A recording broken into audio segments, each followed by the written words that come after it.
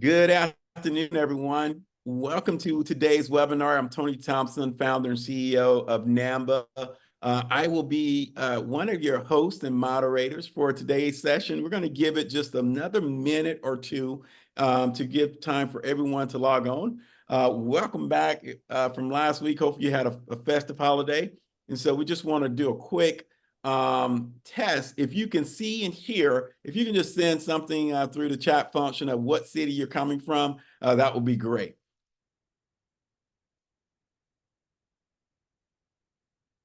So send me what city are you located from today? And let's see where we are.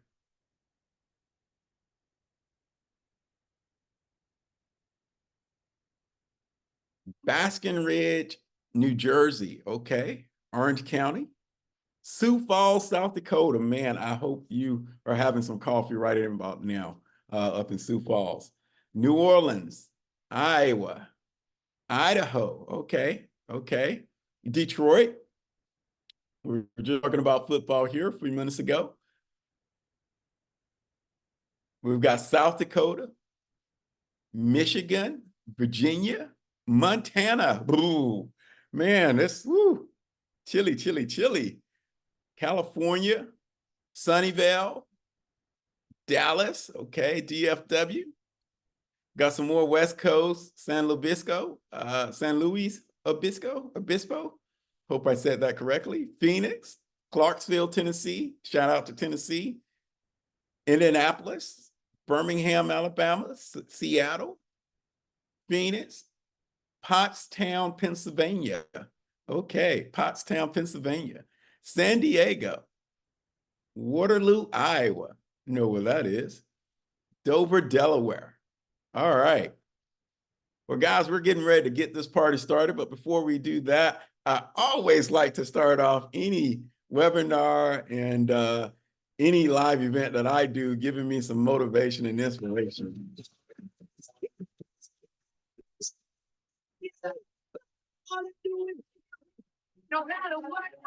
All right.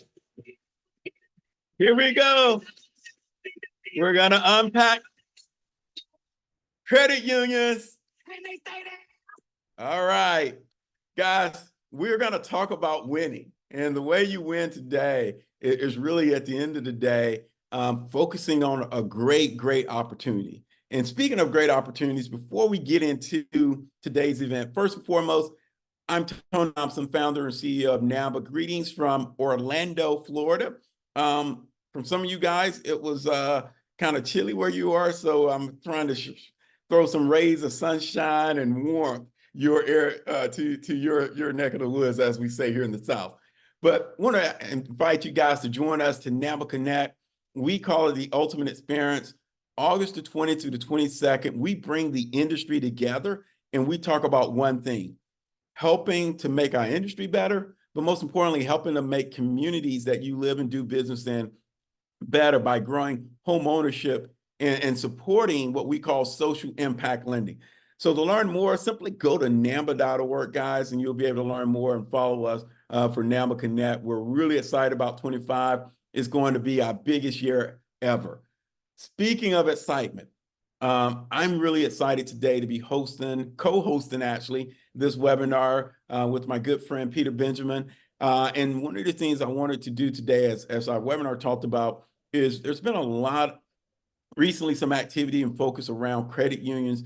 We call it Unpacking, the Citadel DOJ redlining settlement. But really what today's webinar is going to talk about is really best practices for credit unions to, one, understand the opportunity, the business opportunity for each of your credit unions to actually grow multicultural lending. We call it social impact lending, while also serving more members in the communities that you live and serve in.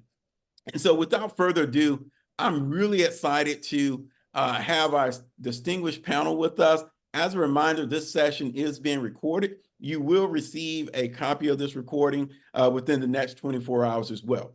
So having said that, I would like to introduce our panelists for today: Laird Nuserli, who's with iEmergent; Liz Million, who's Senior Vice President of Lending with Elevations Credit Union; and Peter Benjamin, who's president of Acima. Did I say that correct, Peter? Oh, you sure did. Great. Well, let's start off with some quick introductions. Larry, please share a little bit about yourself, iEmergent, if you want to, where you're located as well. Okay, well, thank you, Tony, and thanks everyone for tuning in. I'm located in very cold Des Moines, Iowa right now. But I am the CEO and partner owner of iEmergent. And the reason I'm on this call today is that we focus on helping lenders capture more opportunity, but specifically, we really help them in the diverse lending and LMI space. We really want to make sure that home ownership is a reality for everyone. You've probably seen me often on some of these webinars with Tony because we obviously have similar purposes, and I'm looking forward to today. Right. Liz? Yeah, good. I guess good afternoon, depending on where you are in the country. Good morning to maybe some of you. My name is Elizabeth Millian. I go by Liz. I'm the Senior Vice President of Lending at Elevations Credit Union. And Elevations Credit Union, for those of you who don't know us, we were founded in 1952 with less than $100 in assets. And we've grown to over $3 billion in assets with more than 170,000 members. And we did start out as a federal credit union, and now we're a state chartered credit union. Our headquarters are located beautiful Boulder, Colorado. This is the view outside my window. We have 13 branches across the Front Range, and just a really cool highlight for Elevations. We're a two-time recipient of the Malcolm Baldrige National Quality Award. And for those of you who don't know this award, it's a presidential award, and we're the first credit union in the nation to ever receive the award. So, great. Thank you, Liz, for joining us today. And last, certainly but not least, Peter Benjamin. Thank you, Tony. I hope I don't get tarred and feathered off this webinar for saying this, but happy holidays, everyone. I am Peter Benjamin, president of Acima. We are a nonprofit trade association that focuses on educating credit union mortgage lenders. I appreciate Tony for inviting us to join in this webinar. We are dedicated to credit unions just like Tony and NAMBA is. For us, this topic, fair lending and multicultural outreach is near and dear to our heart. So any opportunity that we have to educate our members along with Tony and his members is one that we're going to jump on. So excited for this conversation, excited for this educational opportunity. Let's just jump right in, Tony, shall we? Absolutely. But before we do that, I want to give two quick shout outs because I think they are worthy of shout outs. First, I want to give a shout out to Liz and Elevations Credit Union. We're going to talk a little bit more about this, but you guys recently just got awarded the MBA Diversity, Equity, Inclusion Award. You're going to have a chance to tell your story, but I just want to say shout out and congratulations. That's very cool when you have a credit union winning the MBA D&I Diversity Award as well. Laird, I know iEmergent was a past recipient as well from that. And my last shout out is actually back to Acima. If you're a credit union, which everyone on this call is today, and you're not a member of Acima, I will tell you, one of the things that I get great joy in is having a chance to work with partners like Acima who really care about all their members and helping their members to do more, serve more, and most importantly, help more in the communities that they serve. So please make sure you connect with them. For the last 2 years, we've been on this journey and we're just getting started. But I wanted to give really due, as we say, where due needs to be recognized. And so shout out to Elevations. We're going to talk a little bit more about that MBA award and that journey here with Liz. And then also, again, with Acima as well. So while we're here, guys, it's real simple. As Peter said, we're going to dive into this. Whether it used to be whether you were a bank or a lender, you cared about redlining. Now it is, if you are a credit union, you need to also care about redlining. But we're not going to focus a lot about the DOJ. We're going to walk through the lawsuits and the several recent ones. The goal here today is for, if you're a credit union and you're looking to grow your lending in the multicultural community on a residential lending side. And oh, by the way, what most credit unions are missing, an humongous opportunity, small business, baby, is around the corner as well. Small business is going to be a tremendous opportunity for credit unions from a multicultural lending standpoint. We're going to help connect those dots. But first and foremost, yes, we now know that even being a credit union, the risk is real and it's expensive. And at NAMBA, we like to say we want to help lenders do good by doing good. And that means making sure you leverage your capital the right way. Secondly, your growth is really going to depend on when you think about every major market, and we saw a lot of different cities. At NAMBA, when we talk about social impact lending, and you'll hear me talk a lot about multicultural, really we're talking about 4 key cohorts.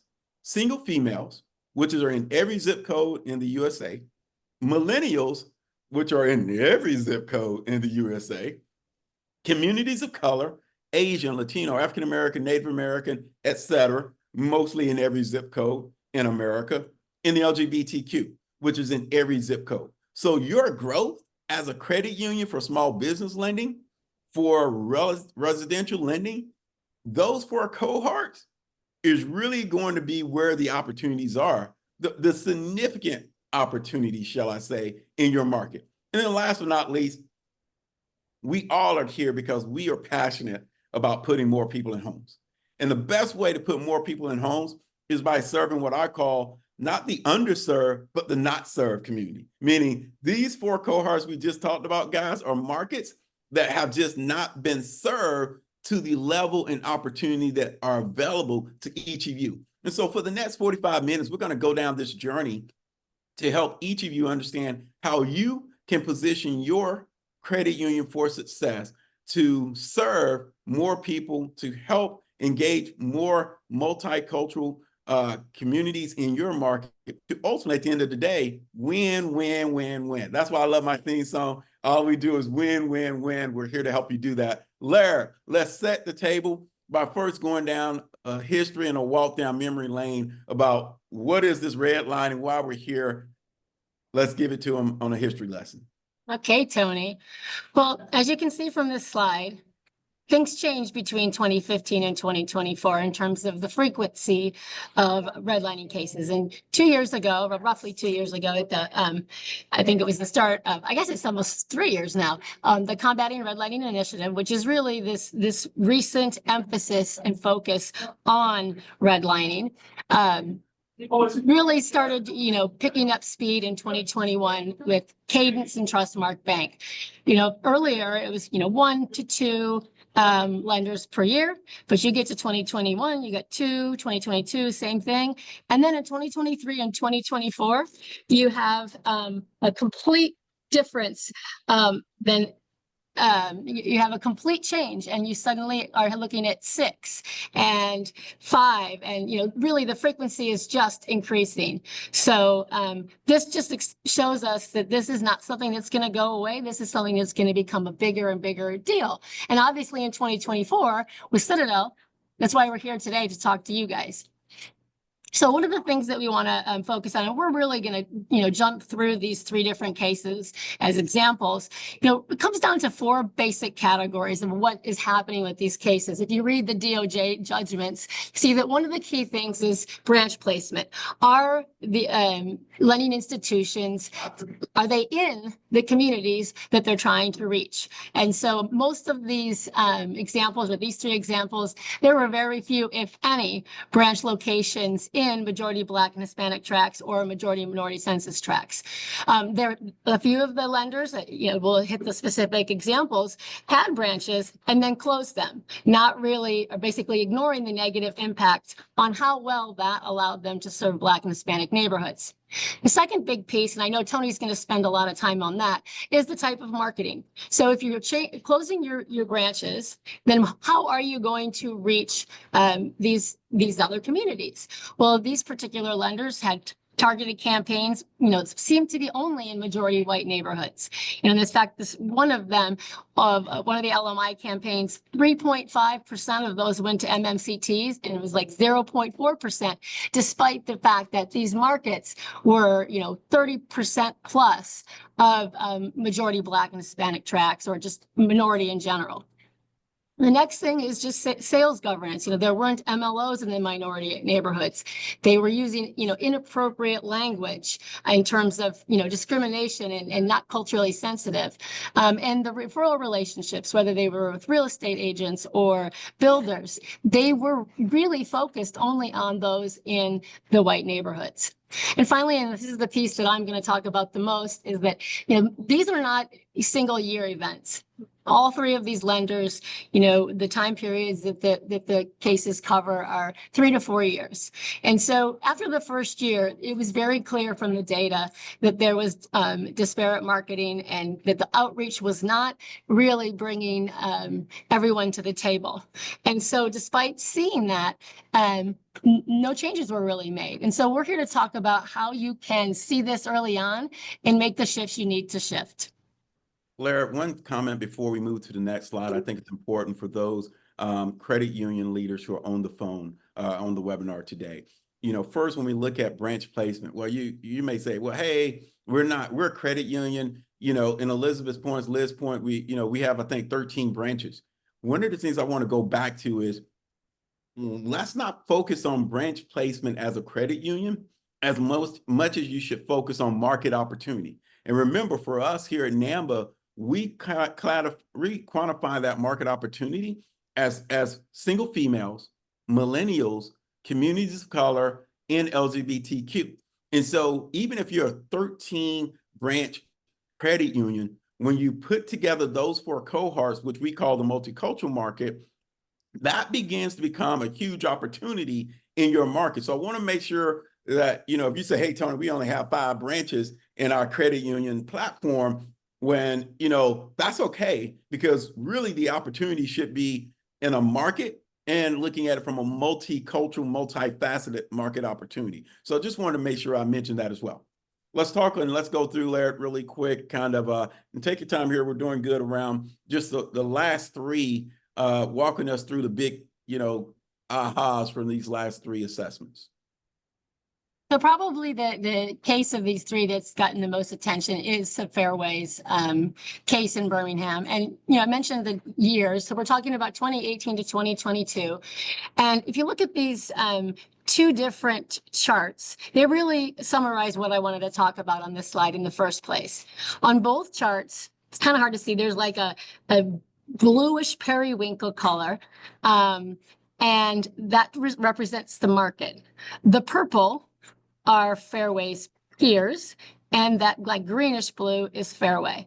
So you can see that if you look at the app penetration rate, so the chart on the left, 33% of all apps came from, 33% of all census tracts were Black majority. So that's what the market really means. This isn't about what lending or applications were done. This is what, the actual household demographics look like. Well, if you look at Fairway's peers, 12.2% of their applications came from those Black majority neighborhoods. So already that's a big disparity, 33, 12.2. Finally, then you look at Fairway, 3.7% of their applications in that 4-year period came from majority Black census tracts, despite the fact that that was 33% of the demographics of that market. So if you that's the chart on the left-hand side of that chart. Moving to the right on that chart, there's 3 other ones, and it's 0.5%, 4.5%, and 18%. This just emphasizes the point, because these numbers represent the percent of apps from high majority Black census tracts. So the more multicultural those tracts became, the lower the application penetration rate of Fairway, and a lower for their peers as well. And then you look at the chart on the right is a similar look, but that's really just looking at loans originated, so not even applications, taking, a pull through out of it. 79% of the market were Black households, and yet 37.8% of all of Fairway's loans were to Black households, while 74.2% of their peers. So again, a really big disparity. That's really the takeaway here. The reasons behind this we're going to talk about later, but in this particular case, they, the first sentence says it well. They failed to locate, train, incentivize, or encourage LOs to work within these majority Black neighborhoods. And end result are the charts you see on the left. I'm going to go to the next slide, Tony. Okay, so then credit union. So we're, Citadel is really, what brings us all together here. And if you look at the map, this is showing Citadel's market area. And it's really a unique kind of combination of the Philadelphia MSA counties, and then moving all the way over to Lancaster County moving towards central Pennsylvania.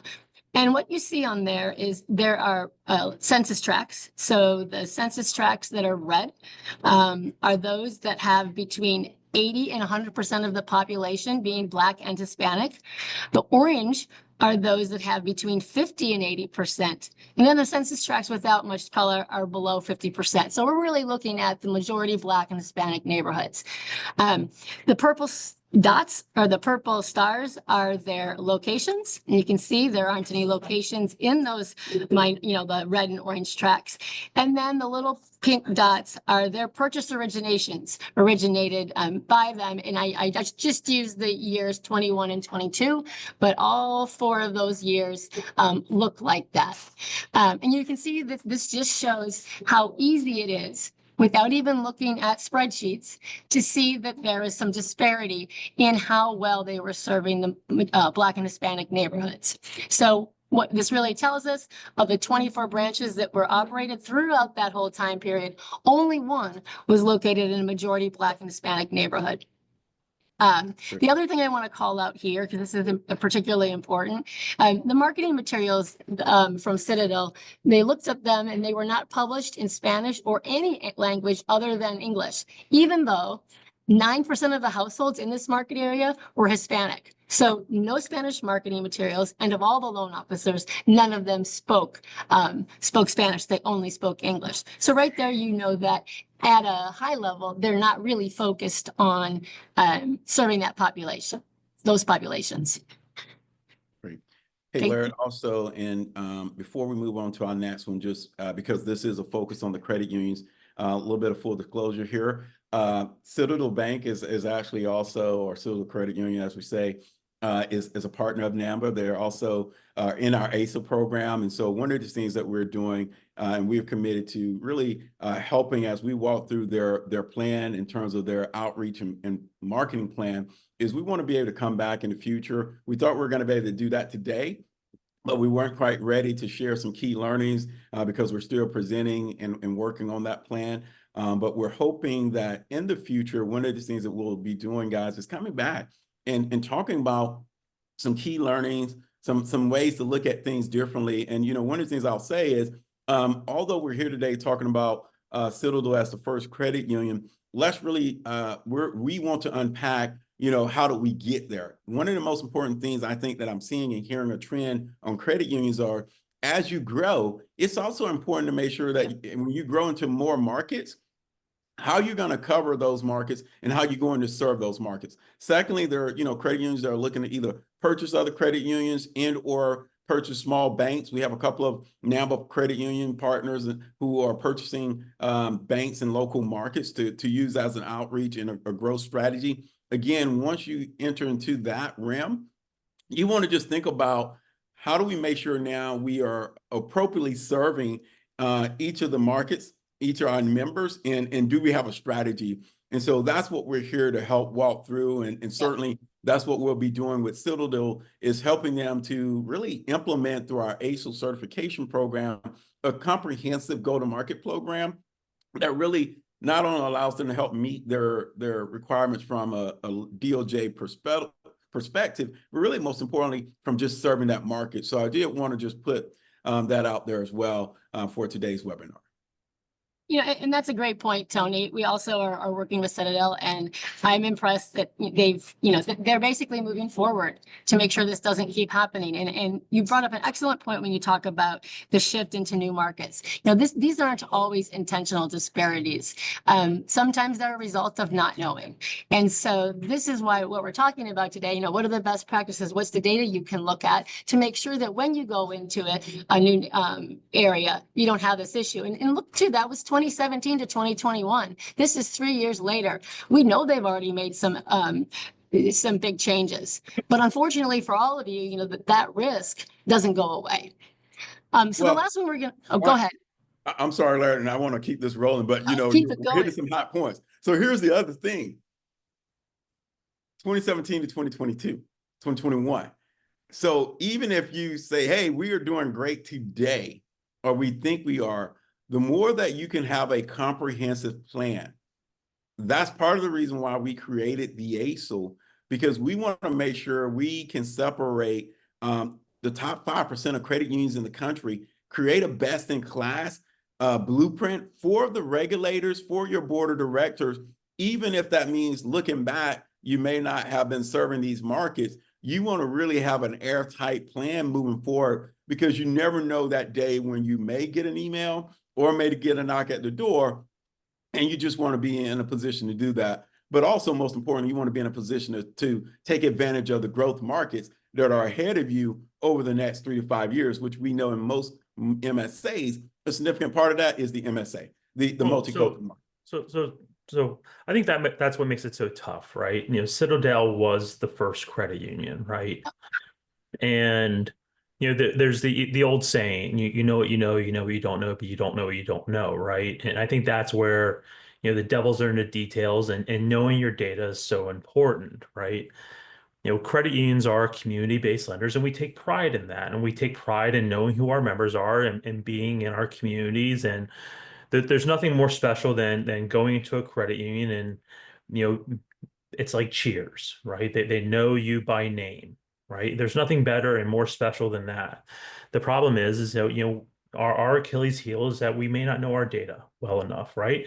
Part of that is the cost investment to be able to mine our data, right? And that's the truth of the matter, is that, you know, some credit unions don't have that ability to afford that, to afford the systems to mine their data.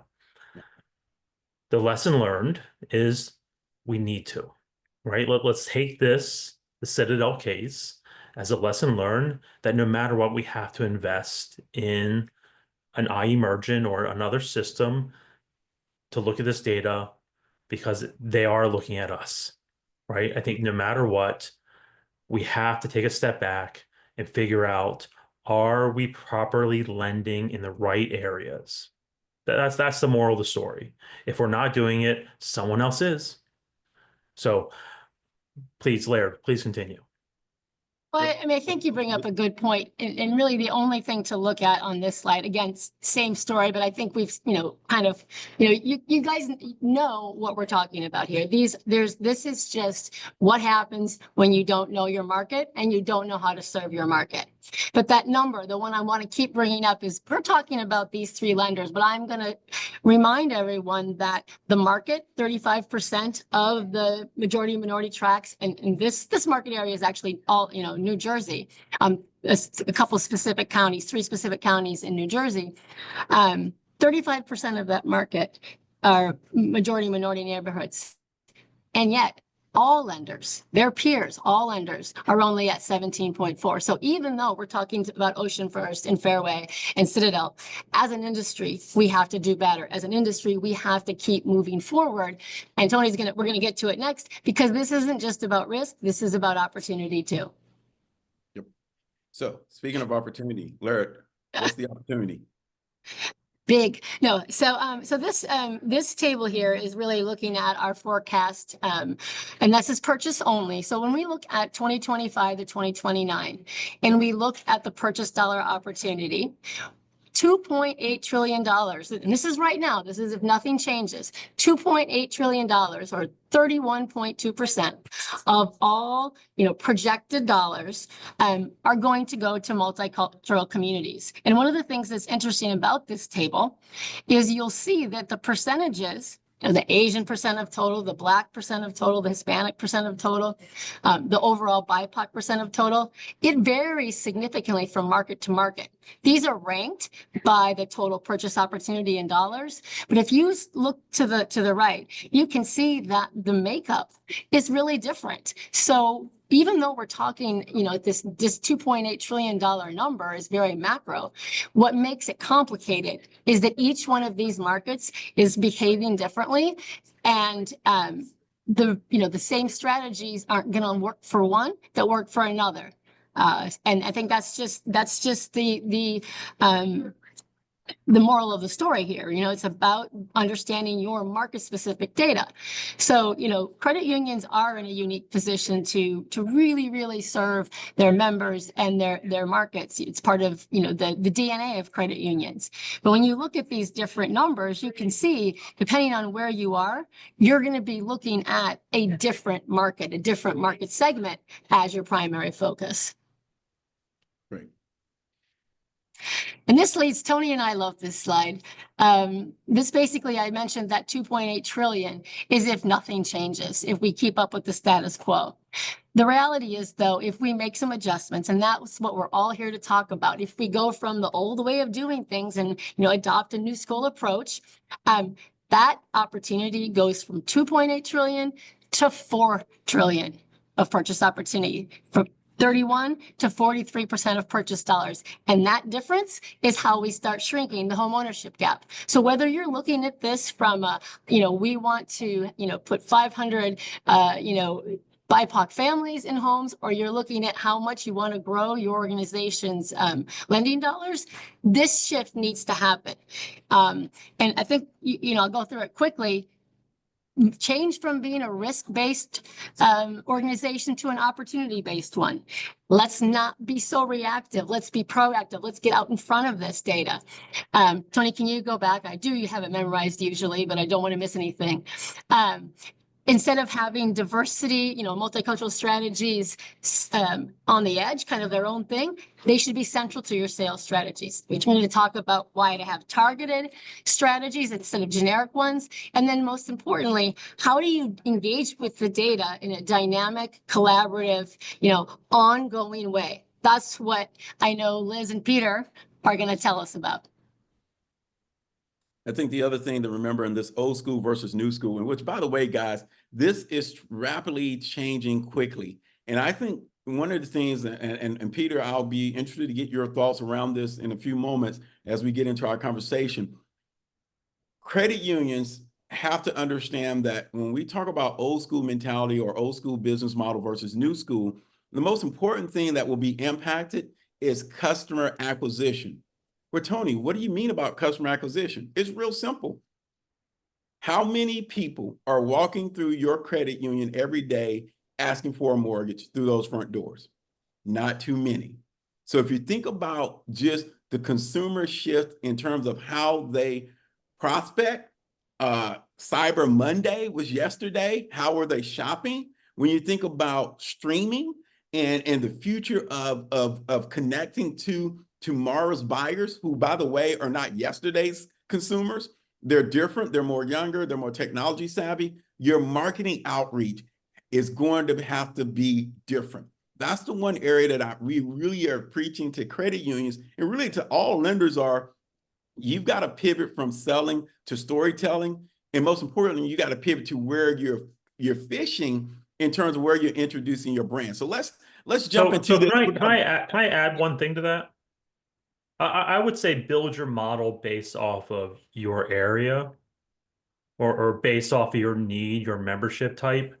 I was just in Oklahoma and I was actually shocked based off the number of borrowers or members who actually came into the branch to apply for a mortgage. The old school way. Yeah. Just they actually wanted to get a mortgage and they came into the branch. And that was the first thing they did. They didn't go online. they came into the branch to apply for a mortgage. So if that's your model, if you're in one of those more remote areas, build your model in that fashion. But if you don't have that need and you have to be more of a digital platform, build your model off of that. So build your model based off your need. That's all I'm gonna add that caveat. Great comment. I think we all can though attest, Peter, that the future is certainly migrating more towards social platforms, more 100%. towards Oh, streaming, 100%. things of that nature. And so, But but don't yeah, invest if you don't need to. where there's opportunity, we definitely want to do that. And so let's talk a little bit about opportunities, learnings. Liz, we're going to bring you back up first and foremost again. You guys just recently again won one of the NBA Diversity, Equity, Inclusion Awards. Can you share a little bit with the audience your journey, for Elevations Credit Union, to give them a perspective of some things that you found ahas and things that you were able to, as we went down this journey, able to implement as well? Yeah, absolutely. I first like to start out by saying I have a great deal of respect for the Citadel Credit Union. They're really good people. They all have fantastic hearts. They want to do what's right by their members. So I just want to start out by saying that. So yeah, I'm absolutely happy to kind of tell everybody kind of where we're at today. I should also mention too, we're a fairly big mortgage lender actually. Since 2012, our mortgage production has been pretty impressive. Since 2012, we've been ranking among the top 5 retail mortgage lenders in the state of Colorado. Sometimes we get close to 2 or 3, drop back down again. And we're a top 10 credit union mortgage lender across the country based on asset size. It's pretty impressive. And we get that data from Acuma. Thank you, Peter, for your Pipeline magazine and publishing that. So that might be old data for 24. I know we don't have all the 24 yet, but anyway, so we do a lot of mortgage production. We are pretty active in the mortgage world, so it's something we know very well. But we really, Elevations as an organization, our journey in DE&I started in 2016. And that's when our CEO and board of directors, and more specifically, one of our board of directors, Ray Martinez, amazing man. He was the first Latino mayor in Fort Collins, which is a community not too far from Boulder. And we decided that DE&I had to be a focus and a strategy and initiative. It was talked about. And so we decided to focus on it. And then in 17, we created a safe and inclusive environment for our employees and the communities we serve. So we just kind of really eased into it. We took baby steps into it. And I will tell you, the first couple of years, we were all over the place. I don't think we quite knew what direction to go as an organization. In 19, we got a little bit better. 2019, we started a very comprehensive DE&I report, which we still issue today, that does track our internal and external demographics. So we can kind of see the communities we're serving, our members that we serve.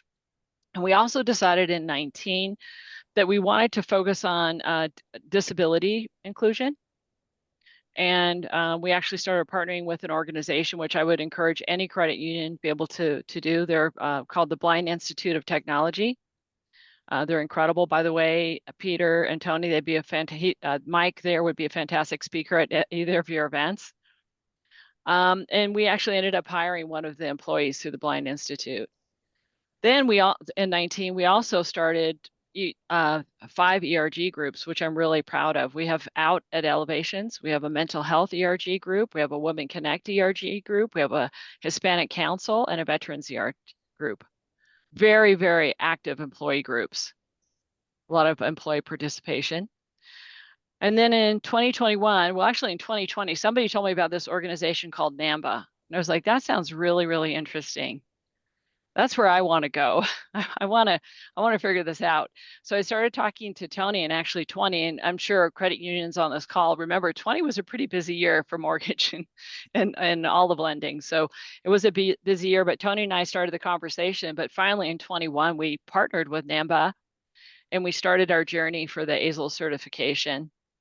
We also implemented I-10 lending programs in 2019. And we partnered with a fantastic organization called the Deerfield Fund for Black Wealth. And this is actually an organization that provides down payment grants for people of color. Fantastic organization. We partnered with them. By the way, they struggled to get lenders to partner with them, believe it or not. That's an opportunity. Find a group that's looking to partner with you.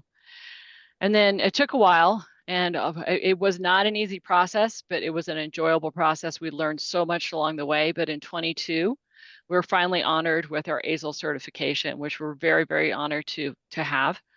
Really appreciate that. And then, we've been through a lot of years of DE&I, and we finally looked at ourselves and said, wait a minute, why are we making this a strategic initiative? Kind of to Laird's point, this had to become part of our culture and our DNA and everything we do. Every single thing we do as an organization, DE&I comes into play. And so we operationalized DE&I in 23, which I think was a game changer for us.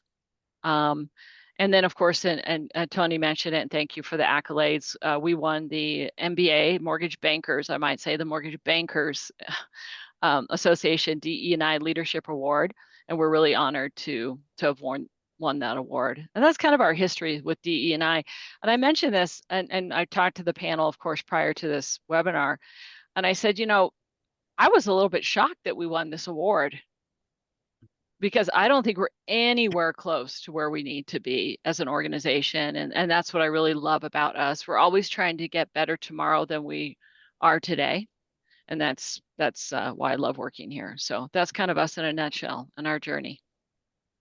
Great. And we're going to come talk back here in a few minutes around Liz, what advice, what thoughts, how would you recommend other credit unions start their journey, or if they're in that journey, how to, increase the pace of that journey to maximize their markets as well? Peter, you happen to be in a position where you're hearing many voices, you have many constituencies, big, small, in between credit unions. What do you hear in terms of some of the challenges of today's credit unions in serving this market? It's a tough. Without having to go down a laundry list of topics, for me, I think the number one thing is recruitment. And recruitment I know is very broad and general, but it has to do with, recruiting loan officers in a minority area.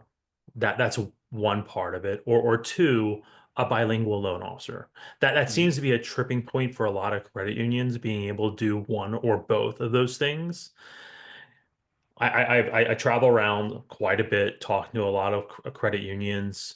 That seems to be a conversation that pops up in a lot of our roundtable discussions.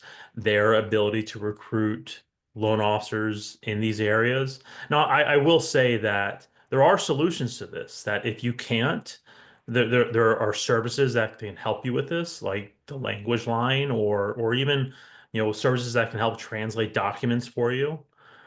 So there are options out there. So I would say recruitment's number one. I would also say program diversification is another big issue. Liz mentioned I-10. I-10 is a big conversation that we're having within our community. A lot of credit unions want to do more I-10 lending. Native American lending seems to be popping up quite a bit, especially in the Midwest area. I was just like I said, just in Oklahoma. That was a heavy conversation that we were having. You kind of expect that in Oklahoma, but again, and it wasn't just the government side of Native American lending; it was also the conventional aspect of it. So again, they are looking more into how do we provide down payment assistance? How can we expand the programs that we offer to get into these more affordable areas for a diverse borrower. And last part, what I would say is they're really interested, and I would say is in understanding their data. I think the Citadel case was a true culture shock for us all. It did send shockwaves throughout our industry. I think a lot of our members that are listening on this call are quite interested in the things that Laird was saying. And of course, they want to hear more about this case, and especially as Citadel continues to go through your ASIL program. And as we'll say there's a part two of this call. I would imagine that they would probably take part in that webinar as well to hear the lessons learned from Citadel directly, because again, they were the first. They were the first credit union. Fair lending is most certainly fair lending and redlining is most certainly something that, at least with this current administration, is most certainly a hot topic. Now, whether that is a hot topic in the Trump administration, that's left to be said. But I will say that, right now, whether or not takes a back seat for now, it will eventually take a front seat again. We do know that, Elizabeth Warren might now be in the minority, but she'll eventually be in the majority once again. So we know that everything has a cycle. So this is all very interesting. All of these are things that we're discussing. So, well, Peter, great context. Two things I want to talk about, and then we're going to quickly go through some data because we're going to come back and talk about, what can we do? First is the recruiting piece you talked about on your members. One of the things I tell every CEO that I talk to is, first and foremost, I need to let you in on a little secret. There's not enough minority talent in our industry to serve all companies who are looking for minority talent.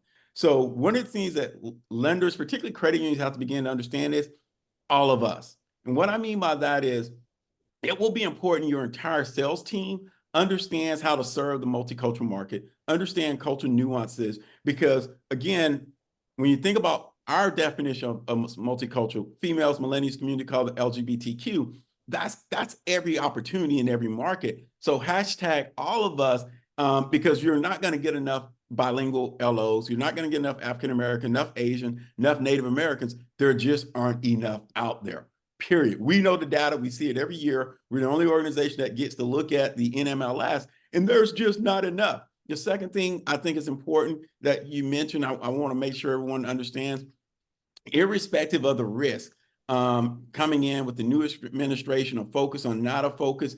Here's the other thing that you want to also not get hit with one morning. Waking up in a newspaper ad saying that your credit union is being accused of not doing loans to minorities or the multicultural market in your local community.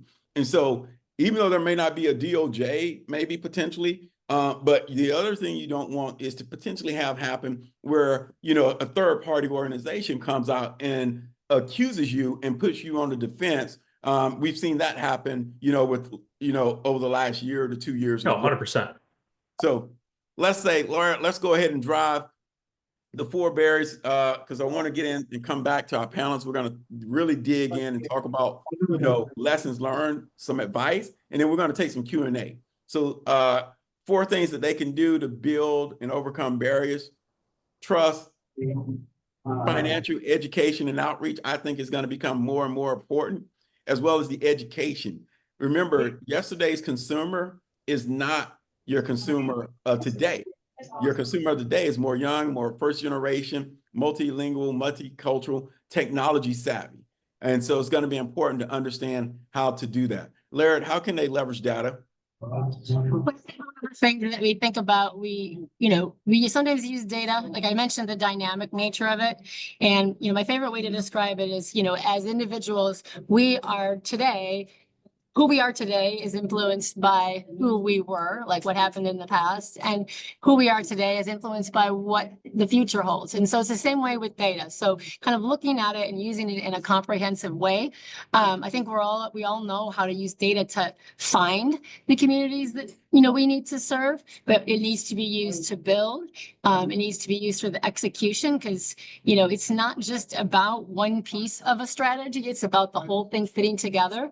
And I think the other point that is sometimes overlooked is the importance of continuing and evaluating often what you're doing, so that you're not stuck. I think Liz mentioned that they kind of, they've been shifting and they went back, they tried things, and then something doesn't work and you just keep altering it. That kind of holistic approach to utilizing data is really, it's really essential. Great. Larry, these 2 examples we're just going to flow through. We kind of showed everyone a chart, taking a company and just saying, when you understand your data and when you can see your data, how much more it becomes meaningful this just kind of shows an example of, where someone was lending, where they weren't lending, and most importantly, the orange, yellow, and red on the slide to the left just really represents the opportunities. And if you saw those green dots, they were not in a lot of those areas, which means essentially that this institution was leaving money on the table. In recognition of time, because I want to get into and bring our panelists back, let's first just talk about the key strategies layer of the importance, and then we're going to talk about, well, what can we do? How do we start, or how do we continue to build by bringing our great panel back in to kind of close out before we take some Q&A? Well, that's, I think the thing is, good strategies have a 360-degree approach. You have to look at your marketing. You have to look at those community partners. You have to look at how you're, reaching, we say outreach and education as opposed to marketing. How are you helping people understand what you have to offer, and even the whole process of homeownership? And then obviously, I think we talk a lot about, and we know about DPA, SPCPs, do you have the right products and programs that can match a bigger amount of, or a bigger number of people to the credit they need? So that's when we took at those credit gaps: trust, education, credit, and inventory. That credit piece is where you're seeing so much of this product and program, disparity. But the most important thing from that is just you need all those pieces to make it work. And when we look at keys for success, what would you say there, Laird? I would say that, I think we've kind of talked about it. It's the focus on the where, who, and how much, quantify these opportunities.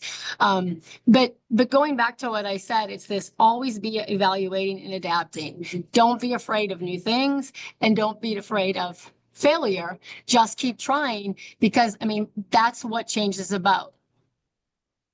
Great. One of the things I want to talk about as we get into key takeaways, we know credit unions and all institutions are looking at and saying, how do we pivot? How do we serve? We've got language barriers. Regulatory compliance now is on the horizon for credit unions. And I will say, this will not be the last credit union. Let's just be very honest. We hope it won't be many, but our goal is to say, how do we be proactive versus reactive? How do you build trust? How do you create the right content that can really engage and serve this market? Because really, at the end of the day, we're here and you're here because you want to hopefully serve more of this market, and your goal is to understand how. And one of the things that every credit union, I think, must understand is you must begin to adapt your business model if you want to obtain more market share. Old school is out. New school is in terms of having a more dynamic approach to how you do business today, and certainly moving forward, irrespective, in my opinion, of what administration is in place in DC. Ultimately, this is more about an economic business opportunity for every credit union in every market, including North Dakota, South Dakota, Virginia to California. So let's talk about, Liz, what are some of the things that you learned and you're applying and some key takeaways? And then Peter, we're going to come over to get your perspective on what credit unions can do as well. Yeah, I think I've got some key takeaways here that I'd like to share. First, I think you have to gain leadership support. Obviously, your senior leaders, your chiefs, and your board have to be in support of a DE&I plan. And then you've got to develop a clear vision. As I mentioned, we were kind of all over the place for many years. We learned into it. We leaned and learned into it. We would make a mistake and we'd say, we won't do that again. And we'd, went in a different direction. We definitely we use data and we track and report out our progress. And that, iEmergent is a good source for that data. There are other services as well. But that's something for you to consider. I think it'd be really beneficial for people or credit unions to have. And then I cannot stress this enough. You've got to engage with your partners, and Acuma being a fantastic partner. I've learned a lot about DE&I just attending the Acuma events, and then NAMBA. What we learned in our journey on AZL was unbelievable. What was uncovered, what Tony and his team really dug into and brought to us, we've actually made changes and directions because of that information. And then you really have to, at some point in time, integrate your DE&I into your organizational culture, and that is everything you do, every single thing that you do within your credit union. You have to think DE&I. And I do want to mention that you talked about kind of a service for translation. We do use documents, which is fantastic. I believe they have 4 different languages now that they translate the mortgage documents. Great. Peter, what recommendations, advice would you give to credit unions? I think that regardless of size, this is an investment you have to take, and I think you're right. Citadel's not going to be the last, and I will say that there are more banking advocates than there are credit union advocates in DC, and they're pushing for credit unions to be reviewed for the same exact thing. So I would button up your shops as much as you possibly can, look at the data, because it's just a matter of time, and invest in any sort of technology or any sort of human capital that can help you understand where your weaknesses or opportunities are. I think that's the best thing you can do. Anything you can do to protect your credit unions and your members is well worth the investment. Great. Laird, key takeaway? All I'd like to add is that, these are problems that have been in existence for decades. They're difficult problems, and difficult problems have difficult solutions. And so I think don't be afraid of complexity. And, but I mean, it's like both Liz and Peter said, I mean, these are the changes that have to come. And so hopefully, leaders can prepare their people, and support them through that. The other side of the coin is a lot of opportunity and healthier communities. I think it's a win-win-win. Great. Agreed. And your customer yesterday is different than your customer tomorrow. And that is more so true than ever before. Also, our entire industry has to pivot from selling to storytelling. And when we say selling, rate, products, programs, your customer of today wants to know, how can I own a home, and what's the best way for me to grow generational wealth? Looking at educated content and building trust as that trust advisor, guys, is going to be more important than ever. Looking at and taking a stack of your marketing content, how you're reaching, those are going to be key things. And so we've got about 2 to 3 minutes. Questions. Let's get a question from someone. If anyone has a question, if you want to send that really quick through the Q&A, that would be great. Liz, Peter, any other departing thoughts around, again, nuggets of wisdom, outreach strategies that you want to, certainly share with this particular group of credit unions?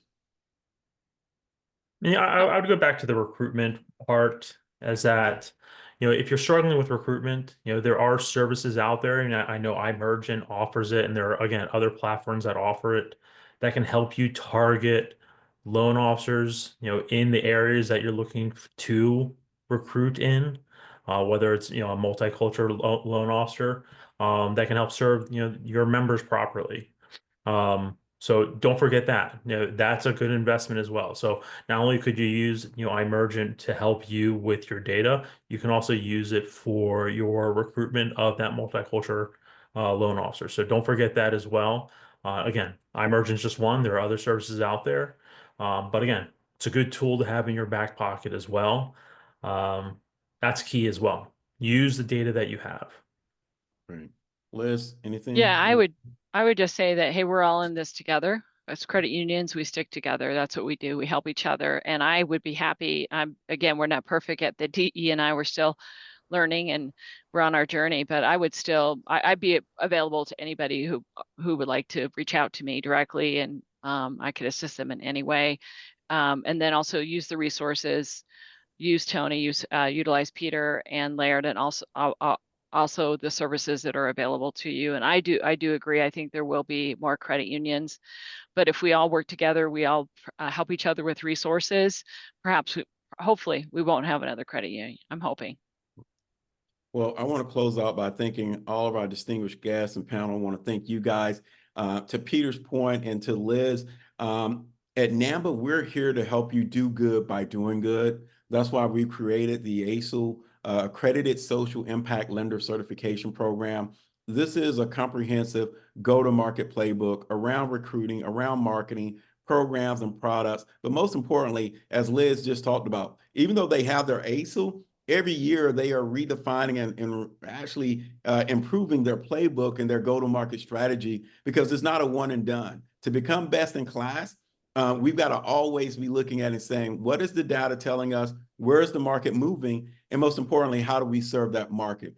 On behalf of NAMBA, I want to thank Liz. I want to thank Laird, and I want to thank Peter. And most importantly, I want to thank each of you guys for joining us for today's webinar. And again, you'll get a copy of this webinar here within the next 24 hours. This concludes our webinar. Hope you have a great day and the rest of your week as well. Take care.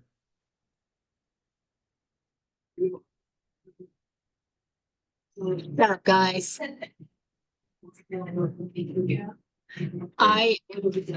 nice job, Tony. Nice job, Liz. No, great job. Great job.